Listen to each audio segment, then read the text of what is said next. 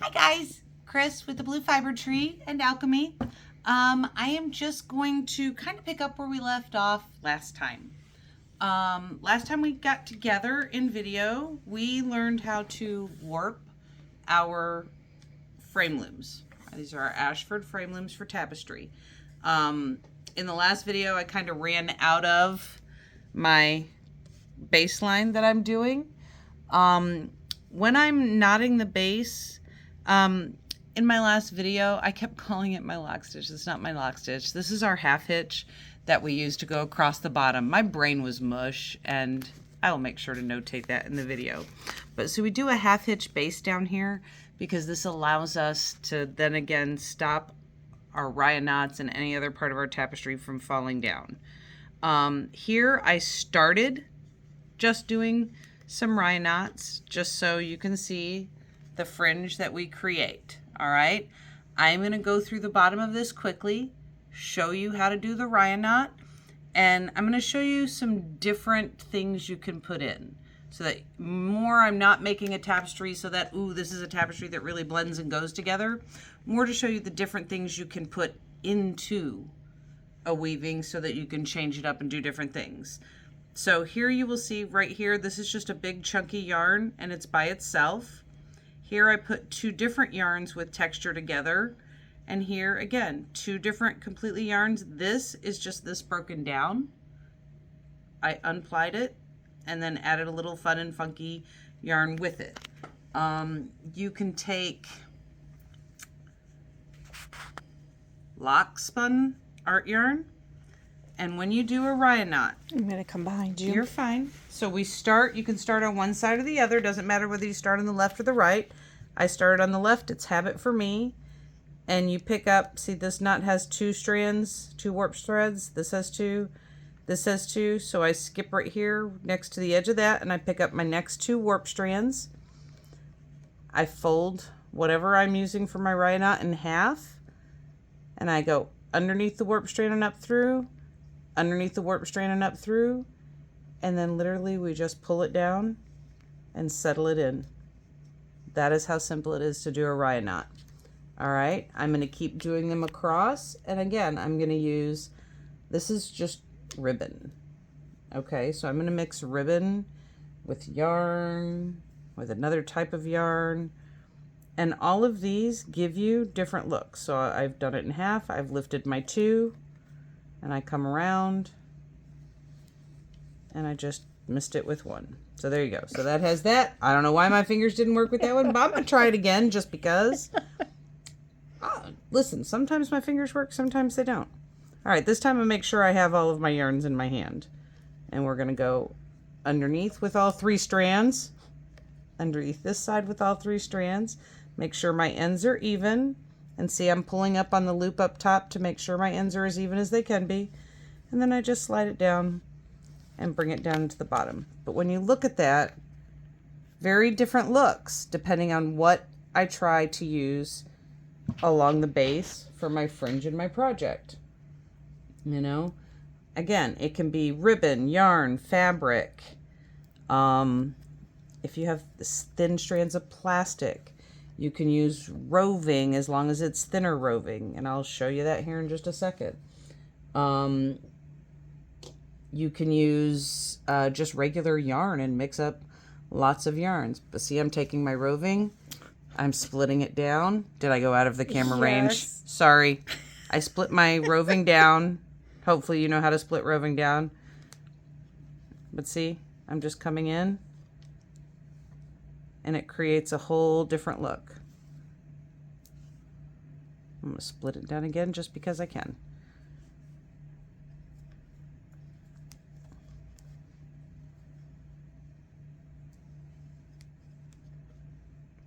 And let's say I want to use a piece of lock with my roving. And it doesn't have to be perfectly even.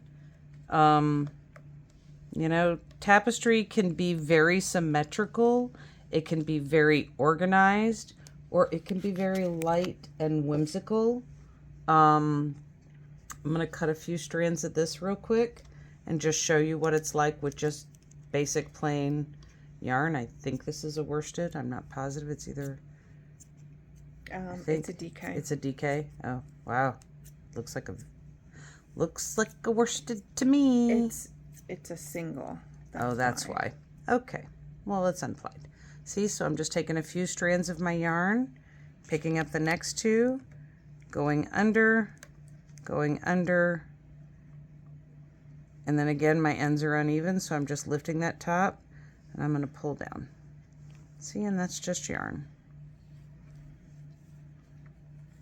I tend to put a lot of fabric in my weavings just because I am absolutely addicted to batik yarn, to batik fabrics. I think they are life altering. I think they're so pretty and gorgeous. And you can always trim those later to even them up. If you want to even them out, yep. Sometimes, like, obviously, you can see how this right here is much, much shorter and this is way, way longer. I might trim this a little, but I love the organic, hi, I'm just going to be in there. When I very first started doing any type of tapestry, I was a big freak about making sure my ends were perfectly cut and perfectly even, and that was the hairdresser in me losing her mind. But I have since learned to let things kind of live where they lay, and I feel like I have created some much more fun pieces because I've decided to be organic with things, or at least a little more organic, not as OCD. The fact that I'm putting all these different things together right now makes me go, yeah, I've grown. Not everything's so matchy-matchy. So that's your first row of Ryan knots. When you get into this and you do most pieces, have a second or a third row, okay? When you go to do a second row, and I'm not going to do a complete second row because we don't need to, you just need to see what we need to do. The thing that you need to know is you don't need to start on this outside edge, whichever edge you start on. You need to start with the second, because when that Ryan knot comes down, you want it to actually settle in between the two that it's coming down in between. So I'm going to show you. So I'm going to lift those next two in my line. I'm going to go under. I'm going to go under. I'm going to grab my ends. And I'm going to pull it down. Now notice, if I pull too tightly, I'm squeezing my warp threads together. That changes the spacing, and we don't want to do that. So I'm going to loosen it up with my finger again, and I'm just going to slide it down so it nestles and settles in between those two. So it straddles between the two of them above. Yeah, there you go.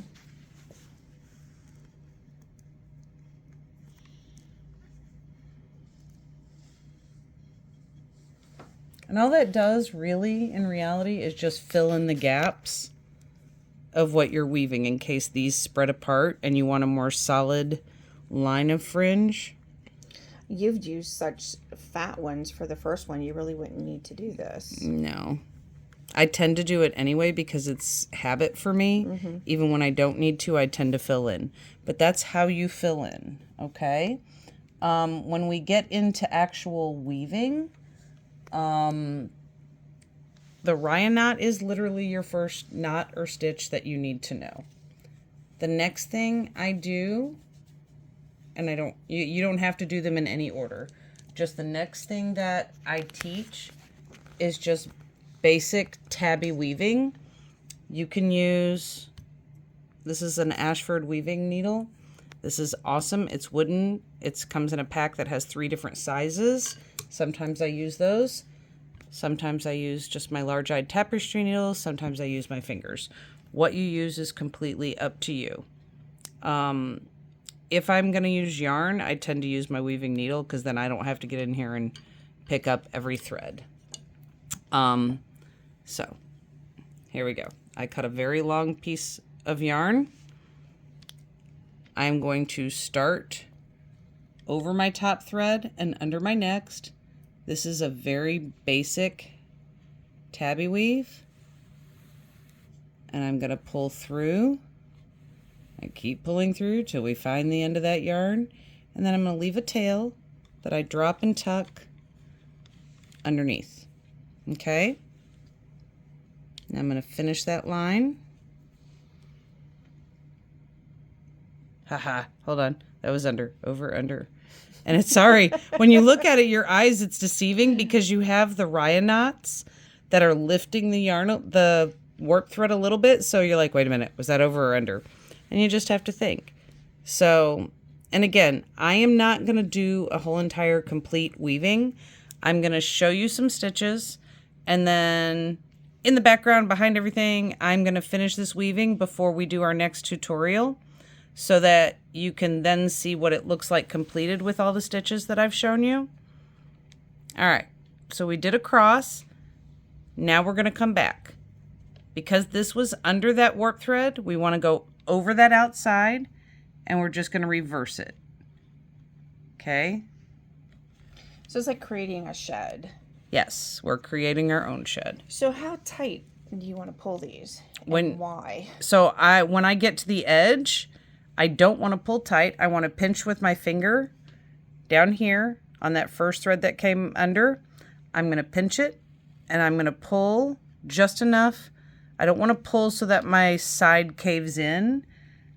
I want to hold it and allow everything to live loosey-goosey within itself, because the more yarn you put in here, the tighter your shed is going to get through the whole entire project. Okay? And under, over. I always have to count it out. Don't think that just because I've done this for a while that I don't sit here and go, okay, wait, over, under, over, under. And again, before I go to pull that again, I'm putting my finger on this outside one, because every time you pull on that, you're going to pull tight. It just happens. So, and you can see this is living way above where I want it to be. My first one always is, just because, like, I want to see it. Again, I'm holding with my left hand. I'm kind of keeping sure that I don't pull too tightly. And because this is a single yarn, it's twisting a little bit as I'm using it because it doesn't have a ply. But I'm going to come over here, and then I'm going to go under that outside edge. So anytime you go down and back with a tabby weave, you want to make sure that you are over or under opposite in your rows. So this was over, the next row went under. This was over, the row before it was under. Very, very important. This is called a quilling comb. These are great when you want to bring your work down your warp threads to meet back at the bottom of your space. And you can see I'm just bringing these to live directly on top of my Ryan knots that we created. With tabby weaving, you can go over one, under one, over one, under one. And technically the world is your oyster. And if you want to go, when I'm coming back, because I was under here, my next one needs to be over. I can go over two, under two, all the way across. Again, I'm going to make sure that I'm not pulling too tight.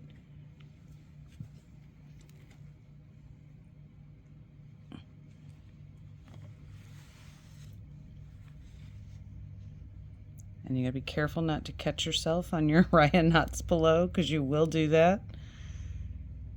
And I'm just going to keep going over two, under two, across. I always throw my yarn up instead of down. Yeah, sometimes I do, sometimes I don't. But then I feel like when I throw it up, I don't know, I lose my, I don't know, down works for me. So see, I'm creating the same effect as I did with the one up, one down.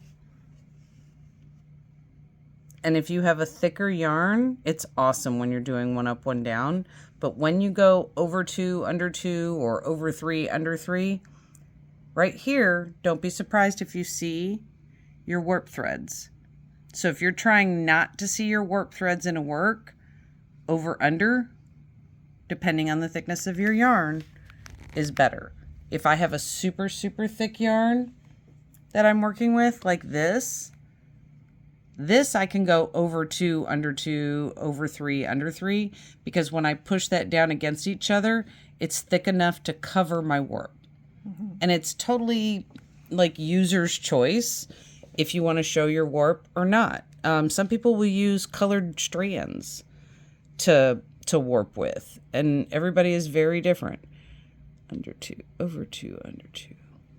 You're going to hear me in the background. Over 2, under 2, over 2, under 2. But so again, you do you. If you want to stick to your basic tabby, you can stick to a basic tabby. Now, I want you to see right here, this strand, when I came back across, it finished under. You have to decide if you're going to weave back once so that you cover that strand, like so, or whether you just want to drop that thread behind your work when you cut it so he can be woven in later. All of these little strands that are back here, these get woven into the project at the end when we're done. Some people like to do it as they go along. I do not, because it's a lot of, like, you don't have as much stuff to weave into until you're done. So I like to wait until I'm done.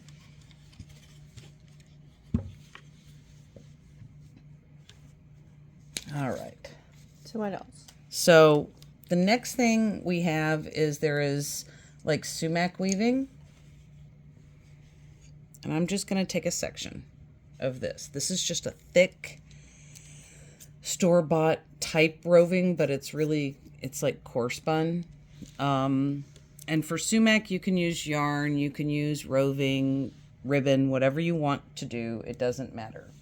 So when I start with this, I pick an end, I start from my left, and I come around. Technically, it's like around 2 and under 3, and then you start coming back around. But I just want you to show you, because of how thick my fiber is. I got to get the right end. Do you want there to we start go. with something smaller? No. So I'm going to bring this through.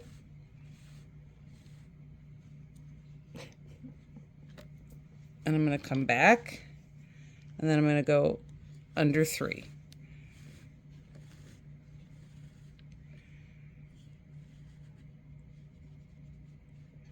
All right, so from this point, we're always going to come back over 2, under 3.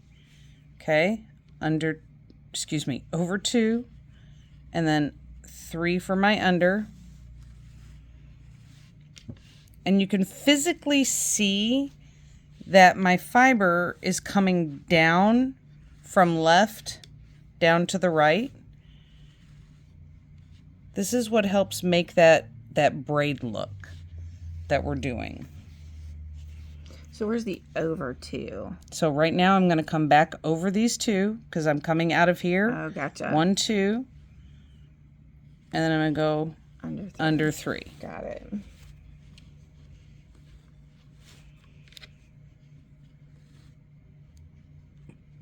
And this guy, by the way, is going to get tucked in here and woven in later, or I'm going to drop him in the back and weave him in. Now, I'm going to stop right here because you see how fat my stuff is, right? And I'm going to show you. Because this is fatter, my world is not going to be right if I keep doing that pattern. So a regular yarn. Or worsted or chunky, nothing this thick. No, if you're regular chunky, doing that over 2, under 3 is perfect. When you get into larger stuff, and you'll change it. There are times I go like over 3, under 6. You know, it just depends on how thick. So I'm going to pop this, and I'm going to start with 3. So I'm going to go over 3, but I'm going to go under 6, okay? Because I have something so big.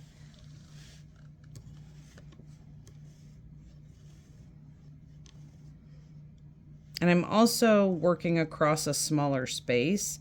And again, watch. See if I pull that tight, what happens to our outside edge of our tapestry?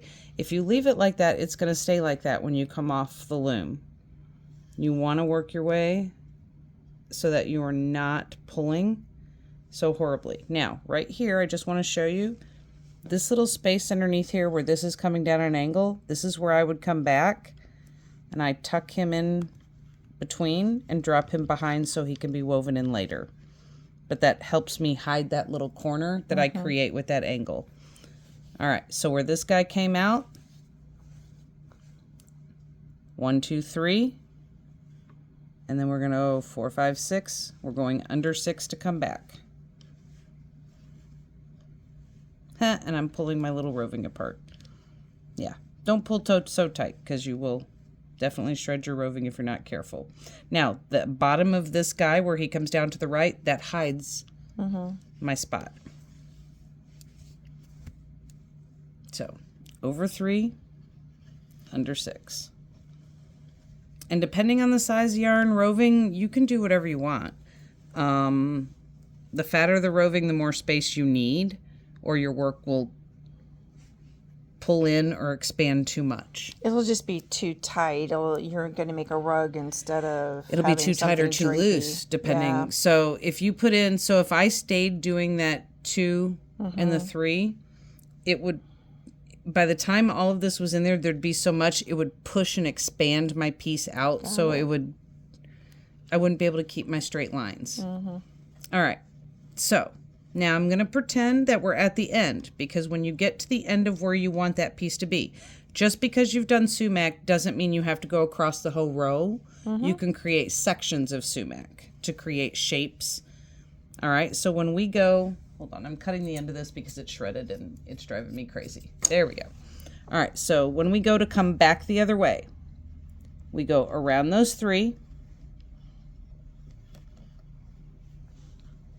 Remind me to never weave with this really weird stuff ever again. This is bizarro. All right, so you can see the angle that we've created. So what we need to do now is we need to come back this way. So how are we going to get our yarns to come back? The first thing you need to do is you kind of lift up, come around that edge once, almost like we've done a half hitch. Okay,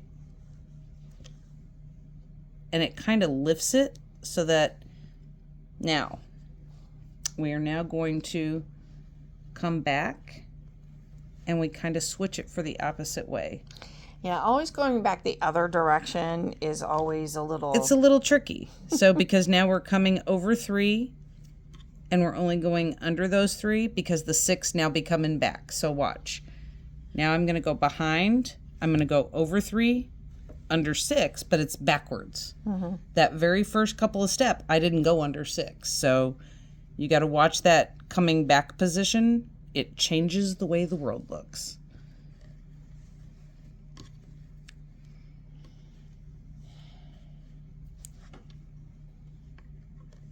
And then under 6. Back to the edge. And we're back to the edge. But even though I'm back to the edge, like I still have that part to finish. So this will come down behind. And I will cut that and I will weave that in later so that he stays in place. Now, I'm going to be honest when I tell you, I love sumac and I hate it all at the same time because it's a lot of work, man. I'm going to show you sumac that's easy. We're going to show you the cheater's version of sumac. I'm going to use a small piece of roving, and I'm just going to start on this side and come this way. So I take this little guy. You remember a lark set? So in macrame, we have this technique that's called a lark set. Bam. There you go. Okay? The actual lark's head bump is behind, so I just have my double yarns, right? So now, how we did over 3, over 3, over 3, over here, I'm literally going to go 1, 2, 3. On my 4th one, I'm going to come up over it, just wrap around once, and pull both those ends through. I'm going to slowly work my fiber so that I'm not pulling hard on my fiber. 1, 2, 3. Let's find my fourth one. And I'm going to come up through. I really, really like this technique. Now, I'm not using really fluffy fiber. If I was using really fluffy fiber, you wouldn't see any centers. 1, 2, 3. I'll pick up the fourth one, go around it.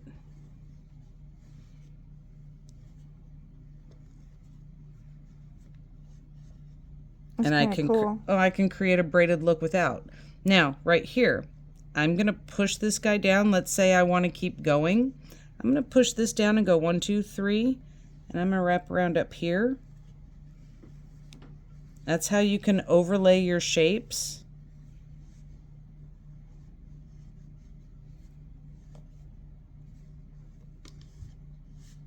And see, and I just keep going. I don't really have more to go than just 1, 2, 3. Go around one more.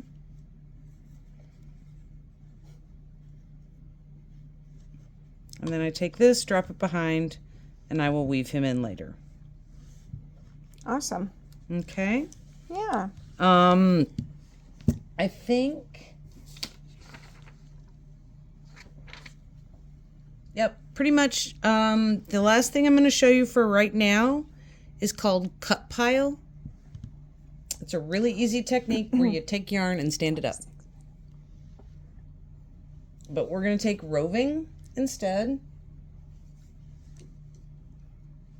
because next time we come back, I'm going to show you twining, and I'll show you how to get out of your piece. So remember the Ryan knot, and that's the only reason I'm showing you this, because it's a technique we've already used. You can do this with yarn, you can do this with fiber. It makes some really cool images. And if you've seen our beginner's tapestry piece, the brown one, in our other videos, you will know what I'm talking about. So in this, we're going to do a Ryan knot, just like we always do. You can use one piece of thick fiber. If you're using yarn, you want to use multiple strands of yarn to create thickness. So let me take this off my thing.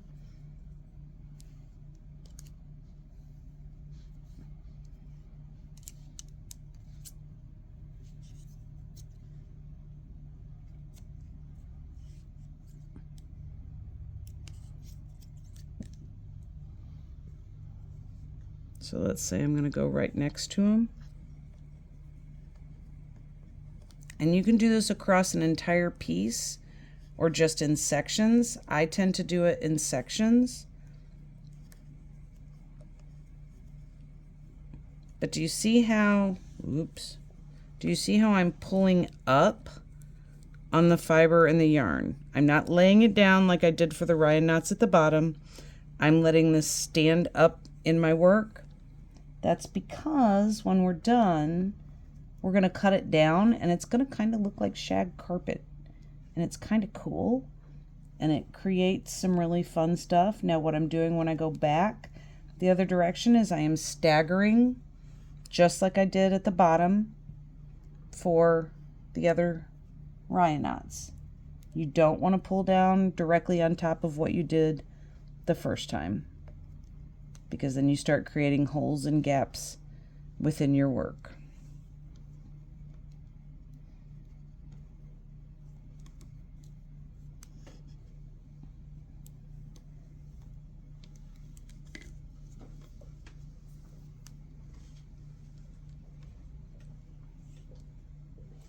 Underneath the counter, there are some better scissors than these for what she's getting ready to do.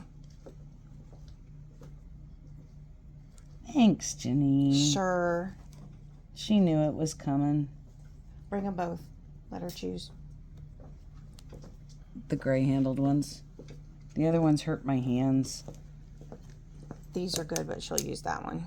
So you can see, like, I've come in and I've staggered my pieces, and I've created a little bit of a shape. Before you cut, I want to see it show it to him from the front. Yep, that's fine. Mm-hmm. All right. So see how that stands? Okay, so I'm gonna set it back down. The way you had it towards you.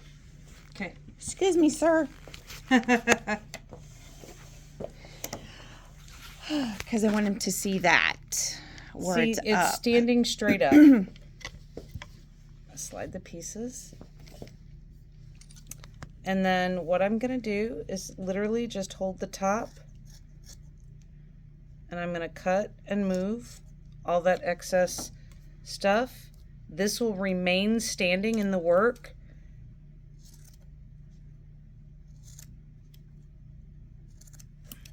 Oops, or you pull one out because you're scissor happy.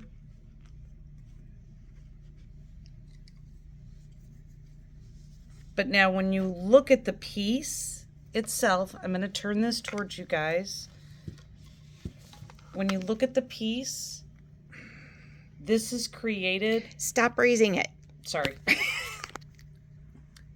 So I have my version of a sumac here. Mm-hmm. And it bleeds the same color, but we change texture by doing cut pile. Right. I have seen pieces where the entire thing is cut pile. It's beautiful technique. When we come back next time, I will have most of this done. I want to show you guys some twining at the top, and then I'm going to show you how to do that. Oh my goodness, my brain stopped. That half hitch stitch across the top to lock in our entire tapestry. Okay. One of the things you'll see is I'm going to leave some negative space in here. When you go to do that negative space, that half hitch that we did across the bottom, that baseline, we use that on top of whatever we've woven, and then to outline the area we want to leave blank, so then we weave around it. So when we come back, you'll have seen that put in. We'll do some twining and we'll finish off. All right, guys, I hope you have. Lay it down one more time so I can Yes, show ma'am. from here how it looks. Yeah, that's cool. All right. I will finish this between now and the next time we meet. And then I'll show you how to get everything off of the loom so you can have happy tapestry. Take care. We'll see you in a couple of weeks. Bye, guys.